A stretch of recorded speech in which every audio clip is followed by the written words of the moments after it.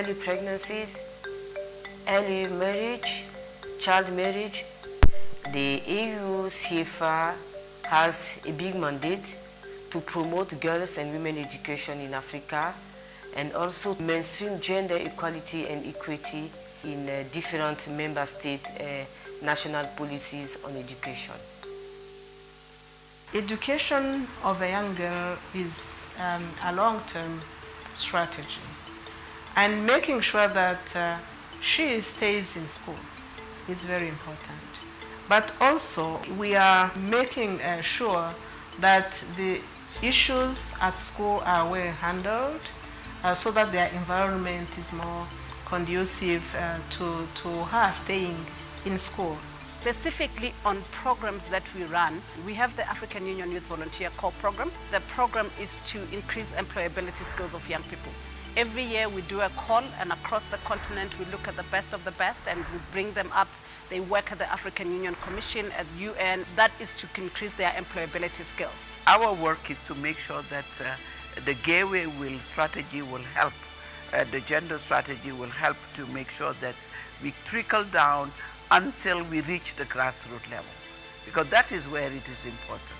When you see women in rural areas where we need leadership at that level, in the agriculture sector, and they are there, they know, they have the knowledge. Majority of cross-border traders are women. So the economy of Africa really rests on the shoulders of those women. As the African Union Commission recently, and just one of the initiatives of trying to ensure that we achieve that decade is the African Union Women and Youth Financial and Economic Inclusion Initiative 2030. We need more women that know how we manage big funds, not the small that we are saying, you know, micro. African women are at the macro, nothing to do with micro. We are at the macro level. So we need to think big.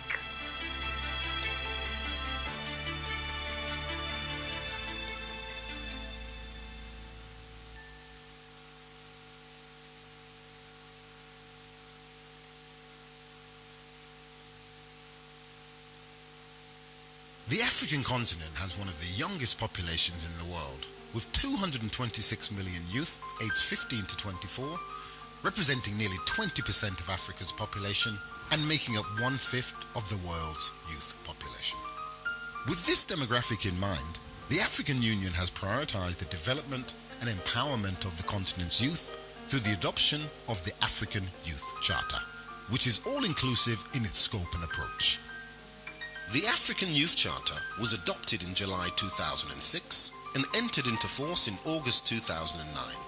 As of May 2021, the Charter had been ratified by 39 out of 55 member states, with the African Union Women, Gender and Youth Directorate being mandated to report on the status and progress of the Charter to the Assembly. So, what's in it for Africa's youth? Well, as a policy framework,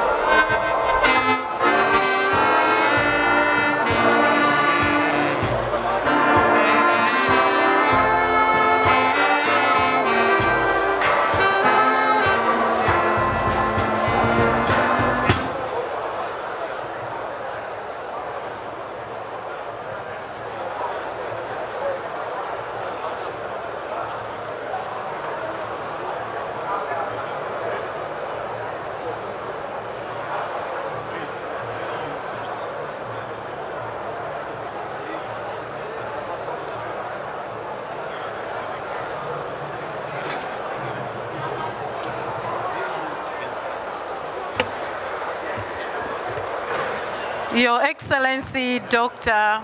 Mohammed Salim Oud Merzong, Minister of Foreign Affairs of the Islamic Republic of Mauritania and Chairperson of the Executive Council. Your Excellency Mr. Moussa Faki Mahamat, Chairperson of the African Union Commission. Your Excellency Sherry Ayok Bochwe, Minister of Foreign Affairs and Regional Integration of the Republic of Ghana and host of the 45th Ordinary Session of the Executive Council.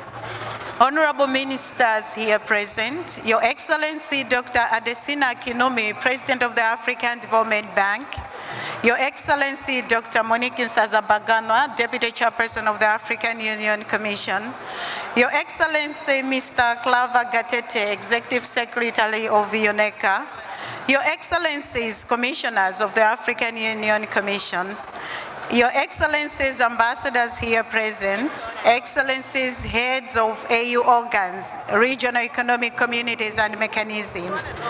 I also recognize the presence of members of press and all distinguished guests. Ladies and gentlemen, may I now call His Excellency Dr. Mezung, Chairperson of the Executive Council, to call the meeting to order. Thank you.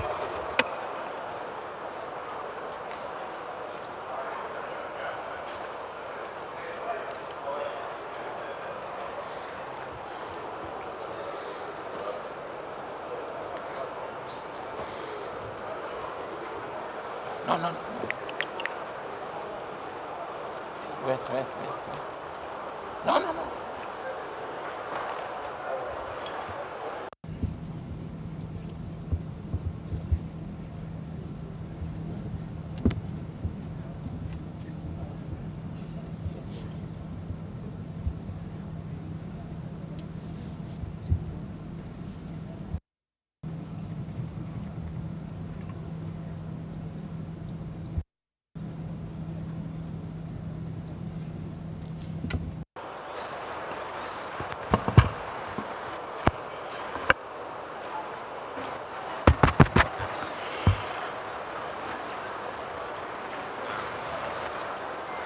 Bonjour, Madame, Monsieur. Buenos días, señoras y señores.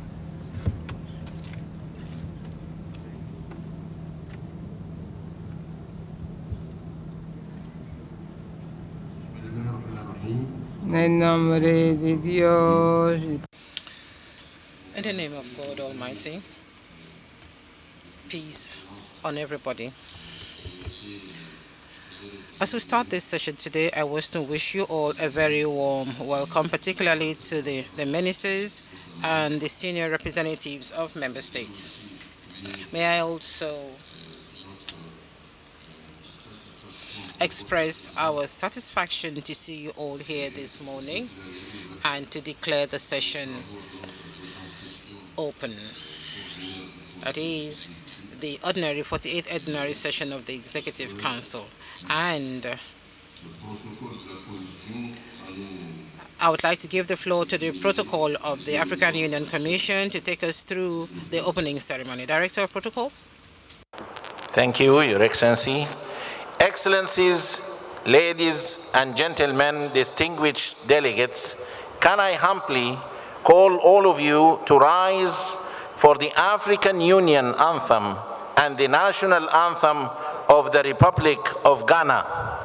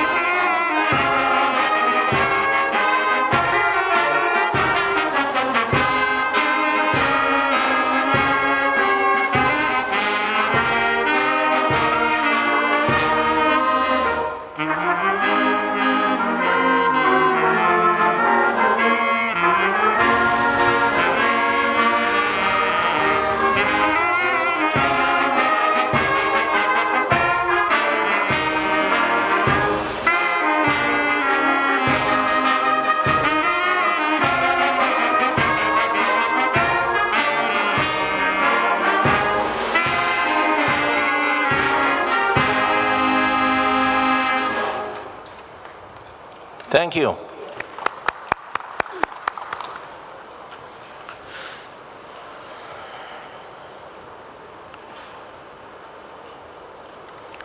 Your Excellency, Mr. Mohammed Salim Wild Marzouk, Minister of Foreign Affairs of the Islamic Republic of Mauritania and Chairperson of the Executive Council. Your Excellency, Ms. Shirley Ayoko Pochwe, Minister of Foreign Affairs and Regional Integration of the Republic of Ghana. Your Excellency, Mr. Musa Faki Mohammed, Chairperson of the African Union. Your Excellency, communities and regional mechanisms, distinguished members of the diplomatic corps, distinguished members of the press here present, Excellencies, distinguished delegates, ladies and gentlemen, all protocol observed. A very good morning to you all. It is of my distinct honor and pleasure to welcome you to the opening ceremony of the 45th Ordinary Session of the Executive Council, being held today, the 18th of July 2024, here at the Grand Arena, Accra International Conference Center, in the lively, charming capital city of Accra in Ghana. Excellencies, ladies and gentlemen, the Executive Council is one of the major statutory bodies of the African Union that coordinates and takes decisions on policies that aim to unify Africa. This is done through their great cooperation and coordination with the regional economic communities and the organs of the African Union, as well as the United Nations Economic Commission for Africa, UN ECA, together with our distinguished partners like African Development Bank and Afri-Exim Bank. The session of today, the 45th Ordinary Session, will provide political guidance and commitment of the African Union member states to continue advancing the African Union capacity in advancing provisions of Agenda 2063, working towards an integrated, prosperous, and peaceful Africa we want. Excellencies, ladies and gentlemen, distinguished delegates, without further ado, allow me to detail the program for today's opening ceremony, which stands as follows. We will have a statement by Her Excellency Shirley Ayoko Pochwe, Minister of Foreign Affairs and Regional Integration of the Republic of Ghana. We shall then have a statement by His Excellency Musa Faki Mohammed, Chairperson of the African Union Commission, followed by a statement by His Excellency Mr. Claver Gattet, Executive Secretary of the United Nations Economic Commission for Africa. And then we shall have the opening remarks of His Excellency Mohammed Salim Wild Marzouk, Minister of Foreign Affairs of the Islamic Republic of Mauritania and the Chairperson of the Executive Council. And finally, as per usual practice, we will have the official group photo of the session at the designated area. Without any further ado, allow me now to call and request Her Excellency Madame Shirley Ayoko Pochwe, Minister of Foreign Affairs and Regional Integration of the Republic of Ghana, to deliver her statement, Your Excellency.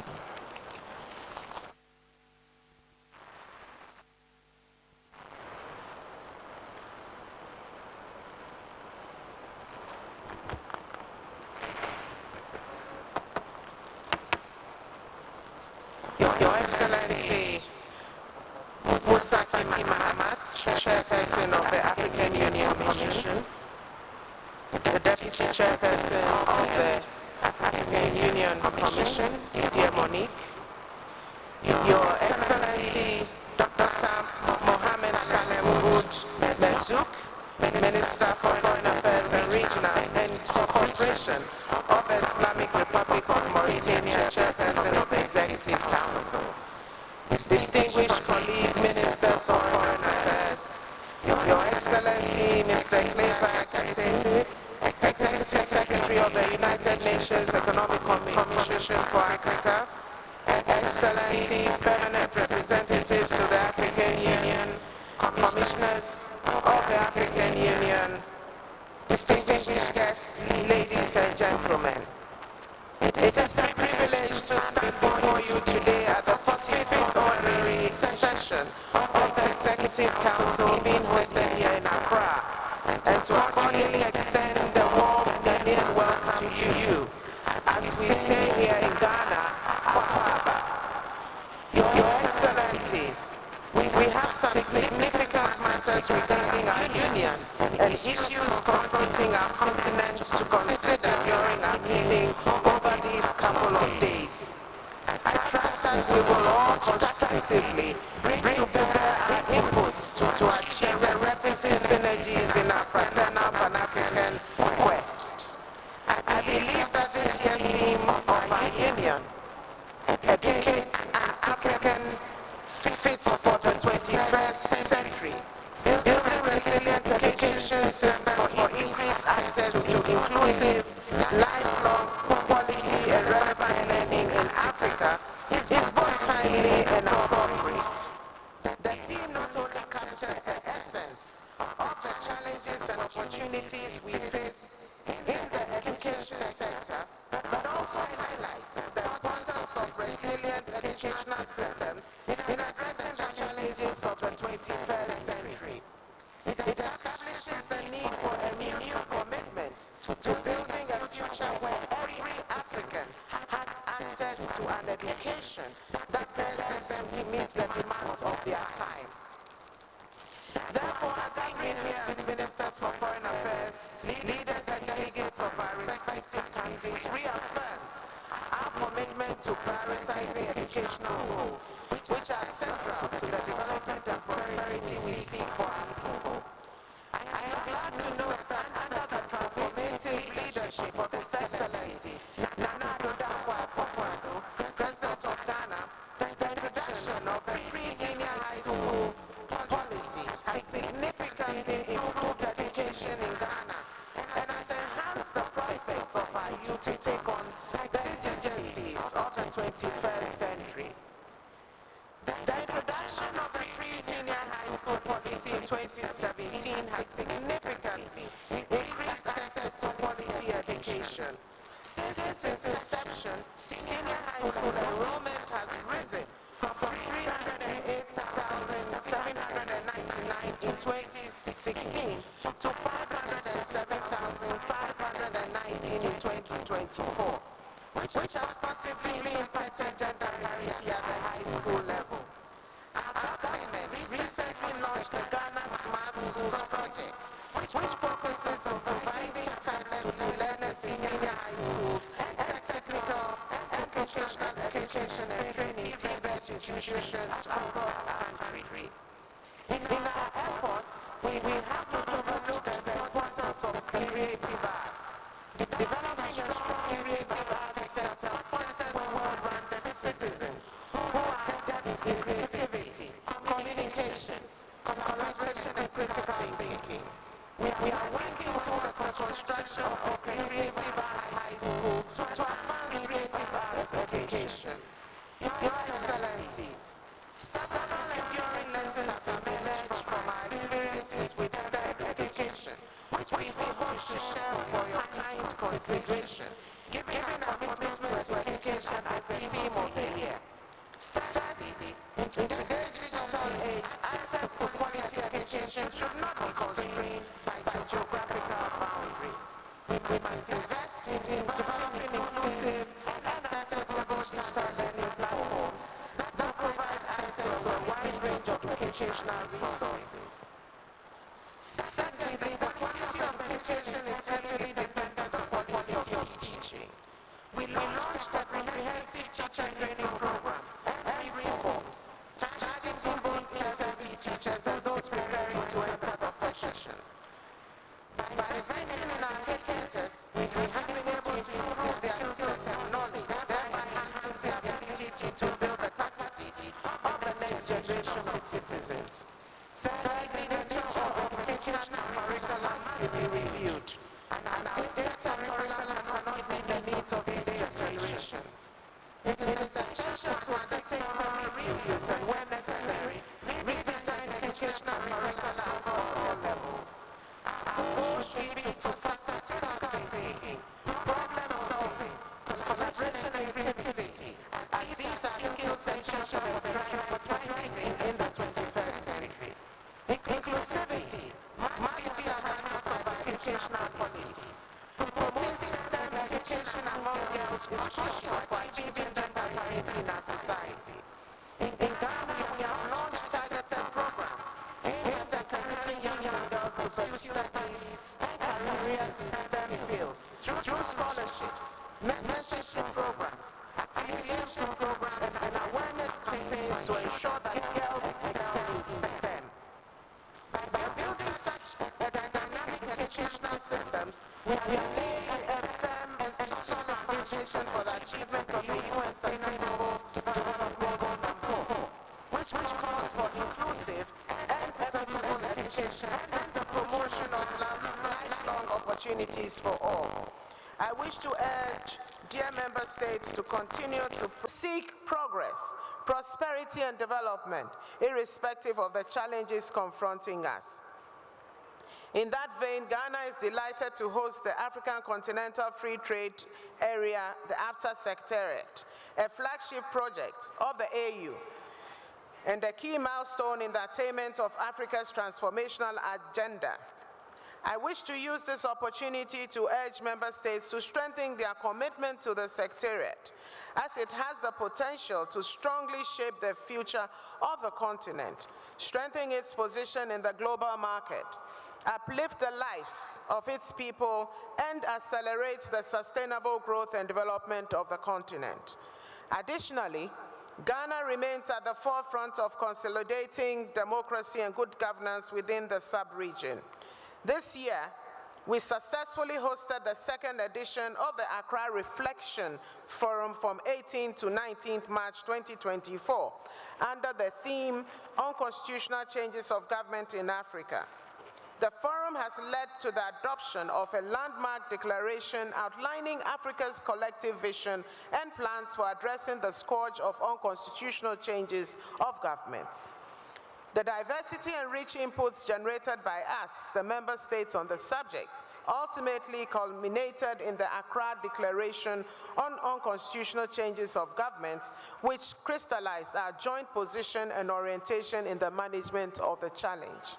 The President of the Republic of Ghana, His Excellency Nana Addo Dankwa Akufo-Addo, as champion for the establishment of the African Union financial institutions, being the African Central Bank, the ACB, the African Monetary Fund, the AMF, the African International Bank, AIB, and the Pan-African Stock Exchange, PASC, continues to advocate for the promotion of economic integration and development across our continent. The strengthening of these institutions will collectively enhance economic stability, promote sustainable development, and facilitate greater economic integration among AU member states. Ghana will continue to assiduously work on all fronts towards advancing the implementation of the shared vision of the Agenda 2063 of the African Union and the 2030 Agenda for Sustainable Development of the United Nations. Excellencies, as I conclude, I'd like to emphasize the need to harness our collective strengths in utilizing opportunities and finding solutions to the challenges presented to our continent, including in the education sector, as per our commitment to this year's theme. We owe a duty to ourselves in this present age and as an obligation to future generations to achieve this. In the words of the indefatigable Pan-African icon, Ghana's first president, Dr. Kwame Nkrumah, I quote, "We all all want a united not in our concept of what unity connotes, but united in our desire to move forward together in dealing with all the problems that can be best solved only on a continental basis, close quote. I wish to urge all delegations gathered here to reflect on our collective aspirations within our continent at large. Let us on this occasion remain resolute and committed to the shared vision of the Agenda 2063 of the African Union, our 50-year development plan in all its aspects with determination, unity, and dignity as Africans, and make this mid-year meeting a success. Thank you for your attention.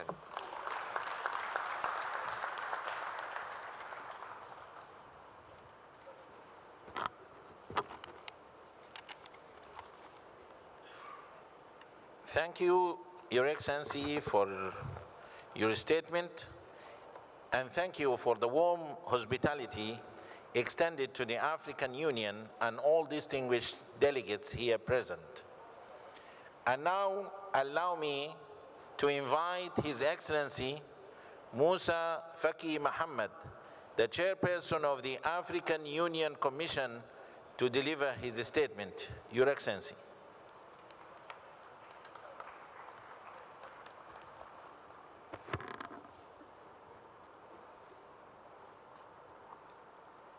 Monsieur le Président.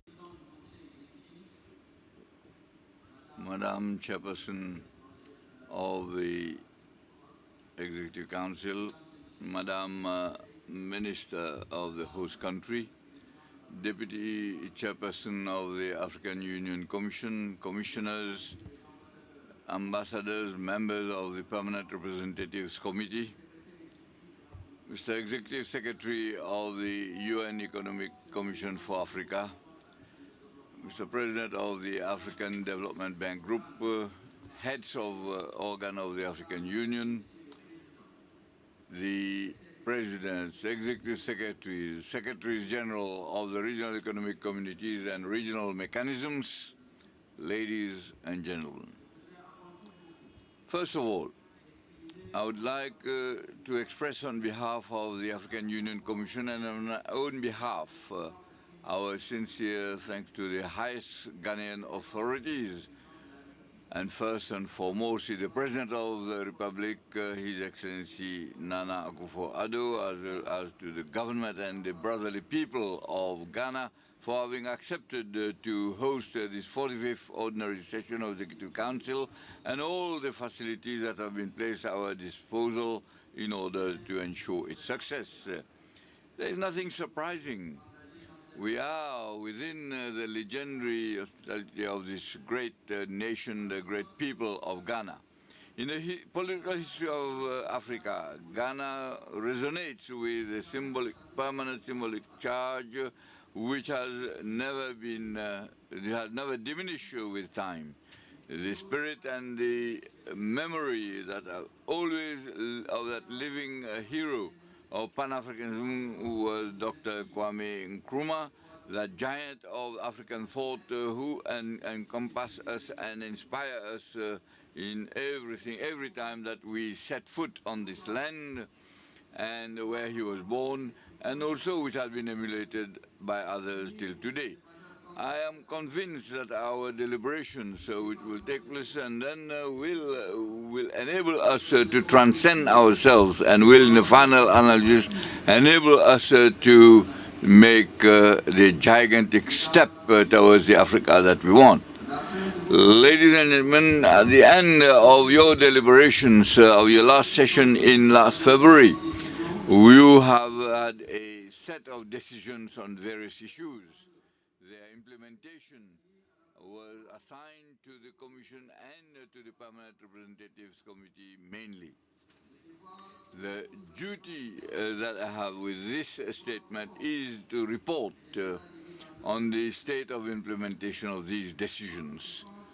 And also the report of the Permanent Representatives Committee, which has the advantage of having systematic dealing with a consideration of the issues, and the contents will be presented to you by the chairperson of the PRC, whose dynamism, effectiveness and enthusiasm I want to commend, but I want to highlight some salient points. The draft budget for 2025, which has been submitted and has been minutiously prepared by the Commission with all its skills and those who have contributed to it.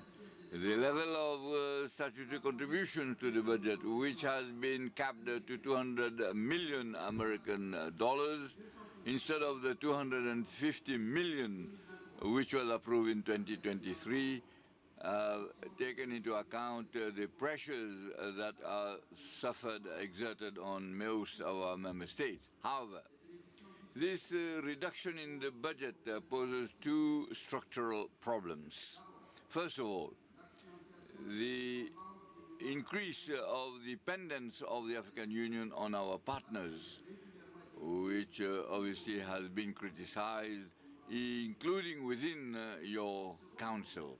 The second problem is the coherence and the consistency of the policy of the African Union, which is very ambitious as regards development with its real potential and capacity of financing. The funding from the partners is very volatile, like in fact, which is even below than their pledges that they have made, and obviously this is a problem that you have to look into and to make a decision. Chairperson, with the adoption of with the issues of the United Nations that are brought up in our meeting and the increase in this progress that we have made, we could reduce our dependence on our international partners when we talk of peace and security and the financing of the peace support operations. The Peace Fund will depend on the quality of its governance, its policy of investments, which is effective and efficient, and more for a policy of transparency that will encourage positive responses to the appeals made to the various contributors. Among these contributors, we have already to mention the staff of the African Union, and particularly of the Commission. Indeed, the Staff Association has launched a campaign for volunteer contribution to the fund. And obviously, they demonstrate our concern about peace and security, and it eloquently indicates that peace is a concern of each and everyone. I would like to recall that during the launching of the second decade of Agenda 2063, your council had decided to establish a fund in order to support the implementation of the decade, of the said decade. This decision calls for particular attention and the need in order to break from this paradox of this establishment of various entities and without the consistent and the consequent funding and resources. The management of all these efforts, in fact, calls for consideration of the auditors, a more rigorous consideration of the audit, and these have been highlighted in the audit reports, and therefore we need to find the appropriate responses. Ladies and gentlemen, with regard to the participation of the African Union in the deliberations in the meetings of the G20, the draft guiding document highlights the priorities of the Union, and its huge potential of contribution is available. In consultation with the current office of the current chairman and the Commission, the chairpersons and the deputy chairpersons have been appointed. The African Development Bank and the Afrexim Bank have expressed their readiness to support the financing of the representation of the African Union to the G20 meetings. This obviously should not, in any case, spare us of our responsibility, so that avoid our responsibility in the exercise of mobilizing human and financial resources, because the credibility and the efficiency of organization are at stake. The theme of the African Union for 2025, which is entitled Justice for Africans and the Persons of African Descent through Reparations. The problem of reparations to Africans of the continent and in the diaspora is not new. In fact, it is consubstantial to the African Union, which has always raised it, and this has been there on the table for a long time. In fact, a political program that has to be prepared and evaluated for in order to repair the prejudices caused to Africa, the slave trade, slavery, colonialism, neocolonialism, and some are still current and above, and there is no doubt that it is a continuation of the international conference held here in Accra last year in 2023 on the theme Build a United Front for Justice and also the payment of reparations to Africans. The theme proposed for 2025 has given greater visibility to this united front in order to have greater efficiency in the quest which is considered as an inalienable right. You will appreciate in this regard the draft strategy that has been submitted for your consideration in order to take care of our concerns and our legitimate aspirations.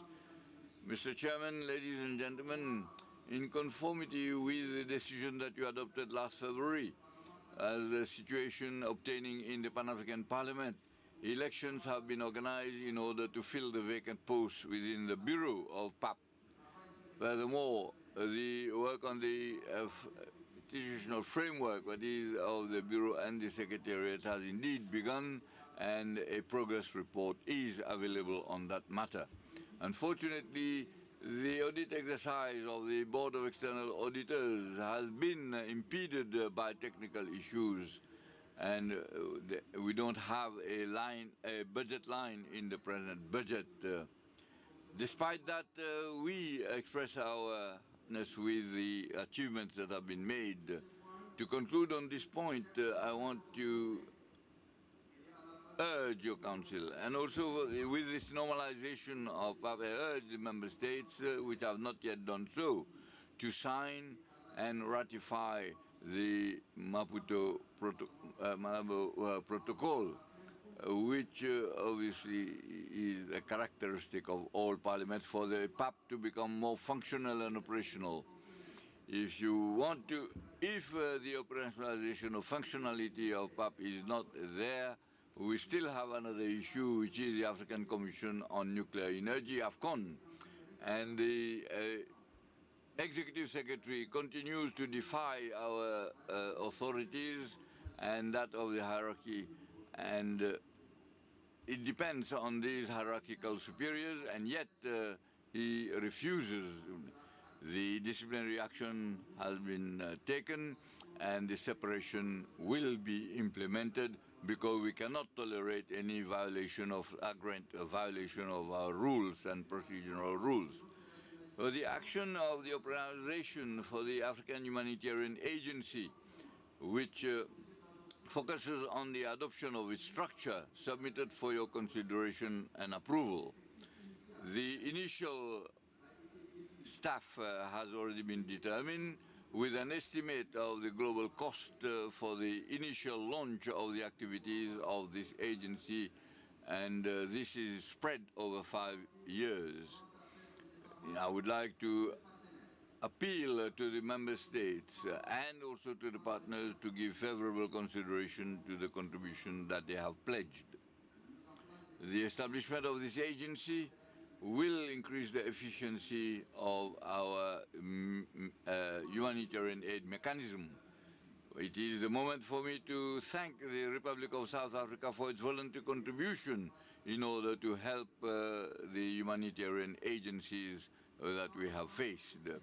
As regards the Center of Excellence for the exclusive markets in Africa, with the host country, that is Tunisia, the Republic of Tunisia, it has the host headquarters agreement has been signed, and this document is submitted for your consideration and approval. This center will play an important role in the economic initiatives for the enterprises and partnerships that will be in line with an optimum working relations with AFCFTA. The operationalization of the center initially and the initial cost has already been determined, and it will be on time and in 2 phases. That is, Tunisia has committed itself to support the operationalization of the center, and we would like to express the gratitude of the African Union to Tunisia. How can we not mention the preparations of our participation in the major events in the United Nations Summit for the Future, which is scheduled in September in New York? As you know, the major theme that is governed African and artificial intelligence in the service of humanity underscores the ambivalence of artificial intelligence, which already is contrary to the ethics that are commonly accepted. You know as much as I do, if not better, that is, how can we not be sensitive to our cultures, our beliefs, and our own values? In a spirit of critical vigilance, the African Union has already worked out 2 important documents, that is the African Digital Compact and also the strategy on artificial intelligence. After adoption by your Council, these texts will serve as instruments and as advocacy for the African common position in the negotiations leading to the preparation of the World Digital Compact. Excellencies, ladies and gentlemen, I want to conclude my statement by making an appeal to the Member States to promote sporting activities on the continent. Do we still need to emphasize and stress the role of sports for nations and peoples? We have all commended Ghana for the quality of organization of the African Games last year, and therefore I want to call upon our member states to increase their political, financial and educational investments in sporting activities, which obviously has become the quasi-magic for our youth. My ardent wish here is that we obviously make the next African Games in 2027 in Egypt a great moment of fulfilling the dreams of our youth. Our vast mobilization of support for the success of the event Youth Connect will be organized in Rwanda in October. Will be a gift to the African youth. May the youth and the innovative and entrepreneurial initiatives be successful. I want to seize this opportunity to also wish good luck to all the African sportsmen and women who will soon be participating in the Olympic Games in Paris soon. I thank you for your kind attention.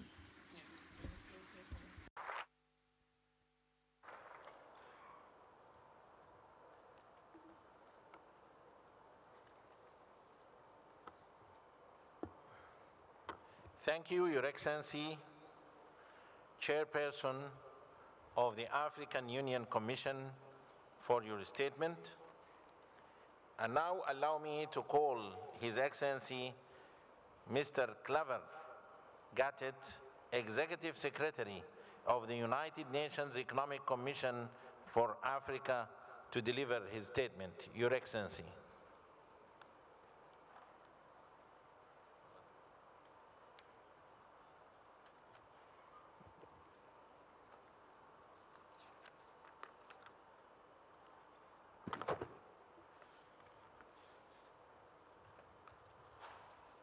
Thank you very much. Your Excellency Mohammed Salim Mezouk, Chair of the Executive Council and Minister of Foreign Affairs of the Islamic Republic of Mauritania, Your Excellency Moussa Faki, Mohammed, chairperson of the African Union Commission, Your Excellency Shali Bochwe, Minister of Foreign Affairs of the Republic of Ghana, Your Excellency Dr. Monique Nsanzabaganwa, Deputy Chairperson of the African Union Commission, Honorable Ministers and Heads of Delegations, African Union Commissioners and Heads of Organs, distinguished guests, ladies and gentlemen. It gives me great pleasure to address the 45th ordinary session of the Executive Council on the important theme of education. I would like, first of all, to start by thanking the government of the Republic of Ghana for the warm welcome and hospitality. Excellencies, distinguished delegates, to reach sustainable development goals and achieve Agenda 2063, we must put education, science, technology, and innovation at the forefront of our efforts. Unfortunately, Africa faces significant challenges, primarily due to the inadequate financing and high indebtedness of most of our countries. Governments struggle to access long-term concessional financing. Official development assistance and foreign direct investment are also dwindling, and our limited tax to GDP ratios further constrains domestic resource mobilization. These financial challenges are exacerbated by rising food and energy costs, fueled by increasing and unpredictable extreme weather events, which reduce the fiscal space for our countries to operate.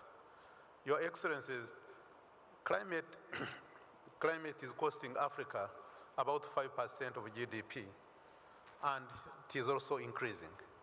In addition, the global level playing field remains uneven, with Africa's borrowing costs being over 10 times higher than Germany and nearly 4 times higher than the United States of America, according to estimates done by UNCTAD.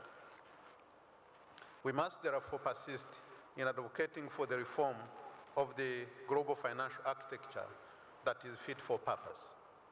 Excellencies, distinguished delegates, despite these obstacles, Africa has immense potential, significant arable land, coveted natural and critical mineral resources, major energy renewable potential, a youthful population, and a sizable market. However, potential does not drive growth or curb inflation. We must translate this potential into action, starting with transforming our education system. Education must be integrated into our industrial policy. We must not shy away from this approach, as other countries do the same to mitigate external shocks. From the United States Inflation Reduction Act to Made in China and to the European Chips Act, to name but a few. It should also go without saying that the science, technology, and innovation must be at the core of our development agenda. They are the foundation to building strong, competitive, resilient, and prosperous societies. Without science, technology, and innovation, we cannot avoid the middle-income trap. Neither can we claim the 21st century. As such, we must make deliberate efforts to ensure that 3/4 of Africa's youth without digital skills are equipped to meaningfully participate in the workforce of the future. We may not be able to play catch-up to the $370 billion spent on research and development in 2023 by only 7 companies: Amazon, Alphabet, Apple, Meta, Microsoft, NVIDIA, and Tesla. But deliberate investments in Africa's research and development, which currently stands at 0.45% of GDP, and STEM courses are fundamental to reap the benefits of smart technologies and artificial intelligence. This is in our control. It just requires political will and smart allocation of resources. There will be trade-offs, but that is why we are here today, to make choices and take the right decisions. Our schools need to be connected. This is a sine qua non condition if we do not want to leave more people behind, a choice we cannot afford. The current connectivity levels of 40% of primary schools and 50% of lower secondary schools will not be enough. Here, innovative solutions, such as the GIGA initiative, when scaled up, can make a real difference in connecting all schools to the internet. Excellencies, distinguished delegates, boosting innovation and modernizing our education system will require significant investments, and governments alone cannot afford this. Therefore, we must create the right incentives for the private sector to meaningfully participate in this important transformation agenda. It makes business sense. Indeed, Africa's private sector can only compete globally with a workforce equipped with the right skills. Expanding access to technical and vocational education and training benefits the private sector and is the key for employment and job creation. Unlocking the full potential of public-private partnership offers a win-win for everyone. Finally, we cannot overlook the role of the regional mechanisms. We need economies of scale to generate the resources required. Therefore, regional agglomerations offer us the opportunities to grow the private sector, create more jobs, and boost trade and investments. Excellencies, distinguished ladies and gentlemen, securing adequate financing for education is both an imperative and a human right. What is happening around us must strengthen our resolve for fairness and equity. We also owe it to our future generations to remain resolute on the call for a better global financial architecture. Next week in Addis Ababa, finance ministers and other stakeholders from around the world will convene for the first of the 4 preparatory meetings in the lead up to the 4th Financing for Development Conference, scheduled to take place next year in Spain. The outcome will be a new consensus for global economic and financial governance. Africa perhaps has the highest stake, and we have an opportunity to make our voices heard. We count on your active participation. We need a strong African common position and voice, and ECA remains committed to work side by side with you along the journey. I thank you very much for your kind attention.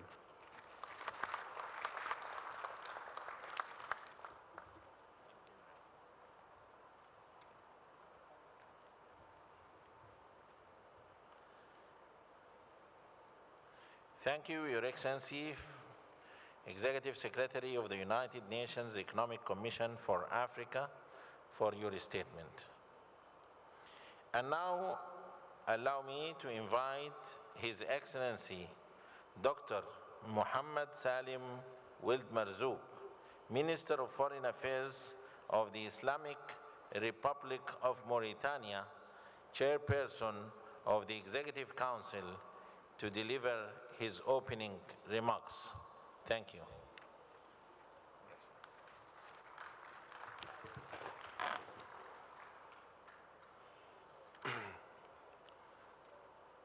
بسم الله الرحمن الرحيم والصلاة والسلام على أشرف المرسلين. Excellency, Ms. Shelley Ayoko Bochwe,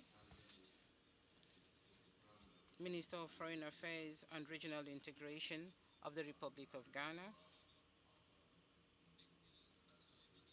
Excellencies, Ministers, and Excellencies, Commissioners of the African Union, Excellency, Chairperson of the African Union Commission, Mr. Moussa Faki Mahamat, Excellency, the Deputy Chairperson of the African Union Commission,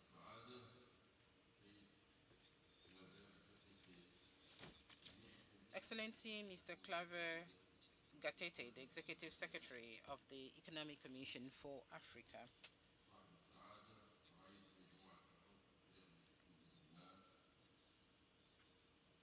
Excellency, the President of the ADB Group, Excellencies, Heads of Delegations, and members of the PRC, ladies and gentlemen. First off, allow me to extend my heartfelt gratitude to the sisterly Republic of Ghana, its government, and its people for the warm welcome and hospitality extended to us all upon our arrival in this very beautiful city of Ghana. We also would want to commend them for the meticulous organizations and the measures taken to ensure a successful session of the Executive Council. My sincere appreciation also goes to my friend and brother, the chairperson of the African Union Commission, His Excellency Musa Faki Mahamat, and his entire team and collaborators for their exemplary management of our organization, and also for the efforts made in implementing the resolutions and decisions that we are going to adopt during this session. May I also seize this opportunity to sincerely thank the PRC for the remarkable effort and their diligence in preparing this session. I would like to convey the regards of His Excellency, the President of the Islamic Republic of Mauritania, that is, the current President of the African Union, Mr. Mohamed Sheikh Owalsani. I want to convey to you his best wishes for a fruitful session. Excellencies, ladies and gentlemen, the convening of the 45th Ordinary Session of the Executive Council is happening after the adoption of the first decade under Agenda 2063 has concluded. This is a unique opportunity for us to express our pride of the successes that we have made. We're making this success in a very complex period of marked by COVID-19 pandemic, the COVID-19 pandemic, the Russia-Ukraine conflict, the climate-related disasters, each with serious economic, social, and security implications. As we embark on the second decade, we must step up our efforts to regain lost ground and meet our ambitious goals of the Agenda 2063 thanks to the effort of the sons and daughters of Africa in collaboration with our partners like international institutions.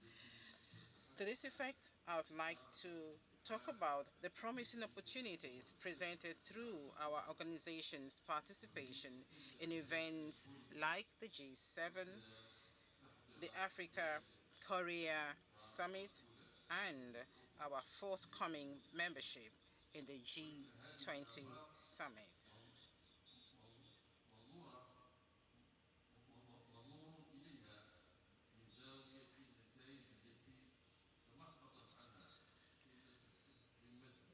These engagements, alongside the outcomes of the Nairobi Summit on fertilizers and soil health, underscore our dedication and potential in addressing pressing global issues.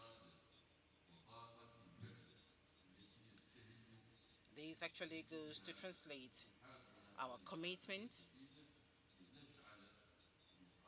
and this is the way we want to start building up the next decade of the continent. We want to build a continent of stability, integration, economic integration, complementarity, and prosperity.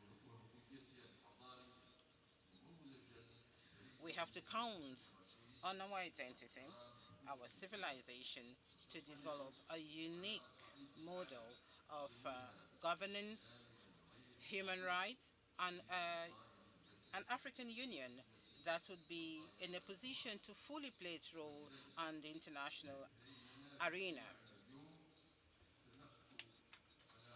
And for all these reasons, within the framework of our meeting today, with the blessings of God, we are going to definitely start. We're going to make a few progress for our way forward. And we're going to be adopting very important decisions, and among which we are going to be talking about the establishment of the African Humanitarian Agency, the African Inclusive Markets Excellence Center as well, and their budget. And also we will be addressing the situation of the African Peace Fund, so that these agencies or these institutions are going to rise up to all the crises that they are facing. Lastly, it is crucial to empower the institutions to address humanitarian issues and crises stemming from migration, climate change, armed conflicts with utmost efficiency. These challenges are widespread across the regions of the continent, and I want to thank you all for attending this session. Thank you.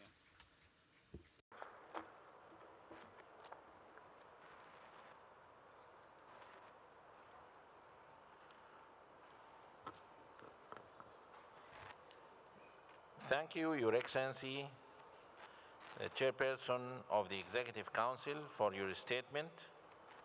And now, Excellencies, ladies and gentlemen, distinguished delegates, I now invite Honorable Ministers, Chairperson of the African Union Commission, Deputy Chairperson of the African Union Commission, Commissioners of the African Union, and the UN ECA Secretary, Executive Secretary, heads of RECs and organs for the family photo at the designated area. Our protocol officers will guide Your Excellencies and distinguished participants.